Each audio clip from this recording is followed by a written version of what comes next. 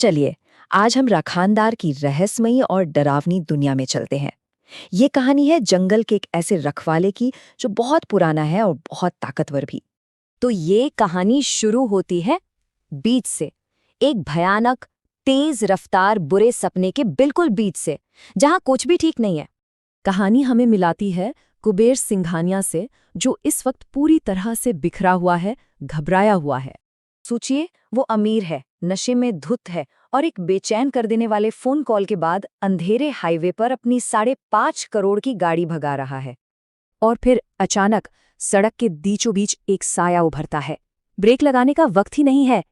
गाड़ी एक पेड़ से जोर से टकराती है, लेकिन जिस बूढ़े आदमी से टक्कर हुई वो सड़क पर बैठा है और हंस रहा है। वो कहता है, तेरे कर्म तुझे नहीं छोड़ेंगे। और जैसे ही कुबेर बेहोश जमीन पर पड़ा है, पास के जंगल से जंगली कुत्तों का एक झुंड आता है और उसके जिस्म को नोचना शुरू कर देता है। किसी चमत्कार से वो उठता है, भागता है, लेकिन बच नहीं पाता। सामने से आ रहे ट्रक की तेज रोशनी और सब कुछ खत्म। कितना भयानक अंत है ना? पर क्या ये सब सच था भी? हकीकत तो इससे कहीं ज्यादा अजीब है। तो अब चलते हैं असलियत की तरफ कि कुबेर सिंघानिया आखिर है कहाँ, और यहीं से कहानी का असली रहस्य खुलना शुरू होता है। उसकी आंख किसी हाईवे पर नहीं, बल्कि एक अस्पताल के बिस्तर पर खुलती है। जिस्म पर एक भी खरोंच नहीं है और चारों तरफ उसका परेशान परिवार खड़ा है। तो सवाल ये उठता है कि शहर का इतना बड़ा, इतना ताकतवर आदमी इस हालत में पहुंचा कैसे? इतनी दौलत शोहरत से लेकर दिमागी तौर पर इस तरह टूटने तक का ये सफर कैसे तय हुआ? इसका जवाब छिपा है कुबेर के लालच में। एक ऐसे आदमी के लालच में जिसे लगता था कि वो पूरी दुनिया खरीद सकता है। देखिए, कुबेर कोई मामूली बिल्डर नहीं था।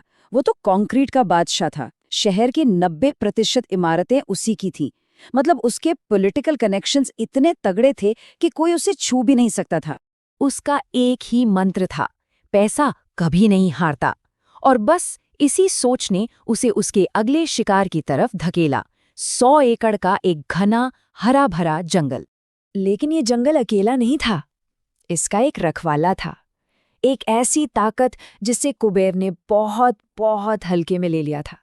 वहां के आदिवासी राखानदार को मानते थे, एक ऐसी प्राचीन आत्मा जो जंगल के हर पेड़, हर पत्ते की और वहां आने वाले हर इंसान के इरादों की भी रक्षा करती है।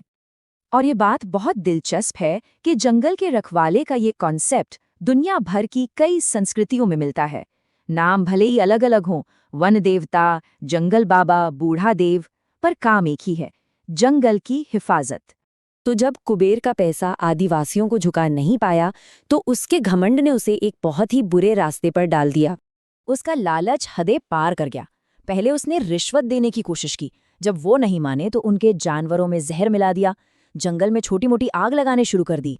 फिर उसने झूठ बोला कि उनका देवता ही चाहता है कि वो जंगल छोड़ दे। और जब इन सबसे भी बात नहीं बनी, तो उसने वो किया जो उसे कभी नहीं करना चाहिए था। उसने राखानदार की पवित्र मूर्ति ही चुरा ली और उसे पानी में फेंक दिया। बस यही उसकी सबसे बड़ी भूल थी। और इसी एक काम ने कुबेर की किस्मत तय कर दी।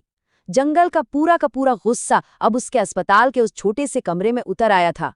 अब जरा सोचिए, वो अस्पताल का कमरा बदलने लगता है। सफेद दीवारें पेड़ की छाल बन जाती हैं, फर्श में दरारें पड़ जाती हैं, हवा में गीली मिट्टी और पत्तों की महक आने लगती है, और मशीनों की बीप बीप की जगह जंगल की खामोशी छा जाती है। और फिर जमीन से जड़ें निकलती हैं, कुबेर के शरीर को जकड़ लेती हैं और उसे जमीन के अंदर खींच लेती हैं, हमेशा के लिए। राखानदार का इंसाफ मौत नहीं, वो तो उसे उसी जमीन का हिस्सा बना देता है जिसे वो हड़पना चाहता था। कहानी यहाँ खत्म नहीं होती। 1 साल बाद कुबेर का बेटा उसी जंगल पर कब्जा करने की कोशिश करता है और उसकी लाश टुकड़ों में मिलती है।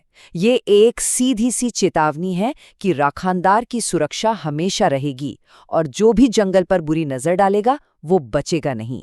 तो आखिर में ये सवाल बचता है, क्या राखानदार कोई बाहरी शैतानी ताकत है, या फिर वो इंसान के अपने ही ज़मीर की आवाज़ है जो प्रकृति को तबाह करने पर उसे सजा देती है? हो सकता है असली राक्षस बाहर नहीं, बल्कि हमारे अंदर ही कहीं हो।